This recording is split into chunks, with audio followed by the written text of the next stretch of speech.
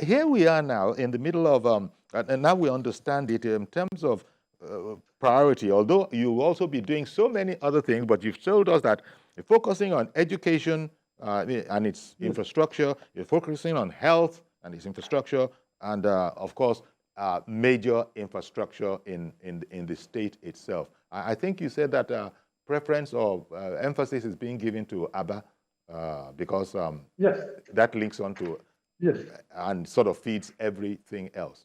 Okay, now yes. Another area for to be able to tell me some of the other things that government is doing now towards the big task of fixing Abia State.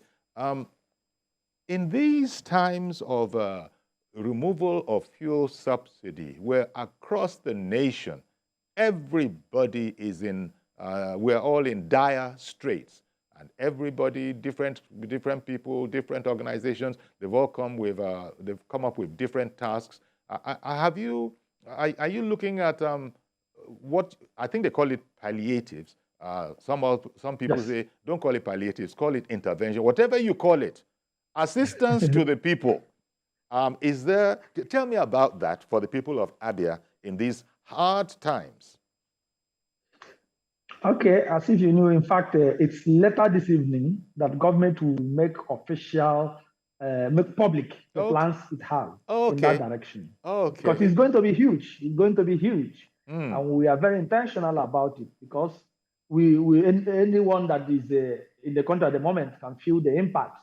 You understand? But I know that federal government is also putting measures in place to ensure that the people have some relief and the state won't be left behind. So especially one that is involved here is a governor that understands economics, understands financial management and everything. He's grounded in that field.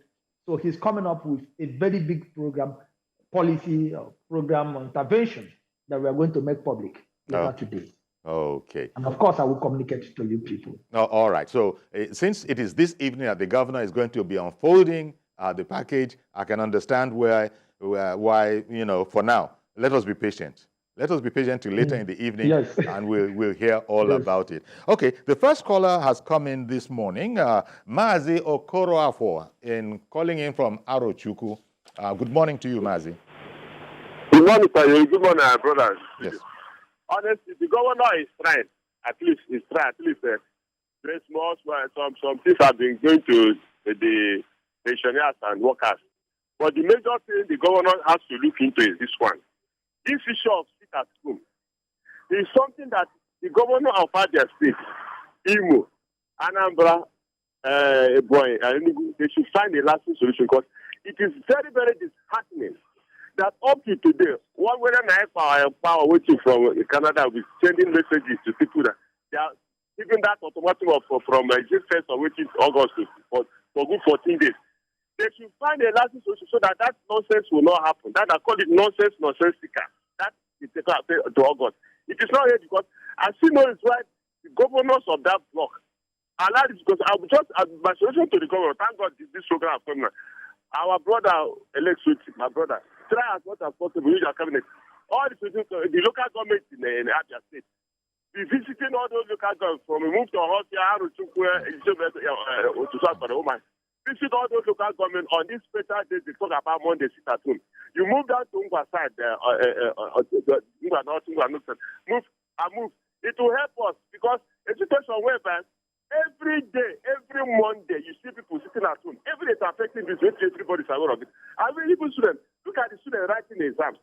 Wyatt has come. We are now writing NECO and thank God and NAPTA have just finished over the weekend. It's NECO. Students, they find it very difficult. It's affecting the educational sector. You see, now, I don't know. Students go to school, Tuesday, Wednesday, Thursday, which is not healthy because the Wyatt syllabus, NECO syllabus, status exams is the same thing the whole federation. So whether you sit at home, you do know that it's affecting the curriculum of the school, it's affecting the teachers, it's affecting the environment. So government on Hosia AROCHUKWU Road, since the end of Civil War, nothing has happened. There's a lot of government coming, they say they have, you see, before you touch the road, you see contractors equipment there, nothing will happen. You go to area, you see Tomongase. Government should find that Aba is the main core of Nigeria. Aba is the city of business. We talk about arena. From Port Harcourt Road to that place, that's what we solve. I need to talk about it. Find out how to solve that problem because during the season, traders are complaining. I'm very happy that Oti, Oti is a technocrat. Oti is one that's there. If you, because people are within around him, commissioners, special assistants, special this and that, you should back up and make sure that the program the governor has decided, let it work effectively for the state so that everybody, because if Labour Party fails to deliver, to change our path between 4 years, honestly speaking, it will be hard for Labour Party to come back them. So, governor and the special assistant, make sure you do the needful now or never. To crap from AROCHUKWU. Good morning. Okay, Mazi Okoroa from AROCHUKWU. Okay. You probably, Mr. Ekeoma, you probably would want to, comment, yes, react to a lot of stuff there. Yes, sir. Mazi Okoroa, thank you very much, sir. As far as I'm concerned, your submission is apt, and nobody can dispute what you've just stated. Well, last time I spoke to TVC, that was equally my position. I made it very clear. I was very clear about it, that the governors of Southeast have not done well as far as the issue of sit-at-home is concerned. Because you need that synergy, you need that togetherness. You need to be on the same page. You need to come together and realize that this is a very serious issue that affects your people. So there is no sentiment about it. And some of us are not do not belong to the category of people who join government and forget ourselves or forget the position we have held in the past.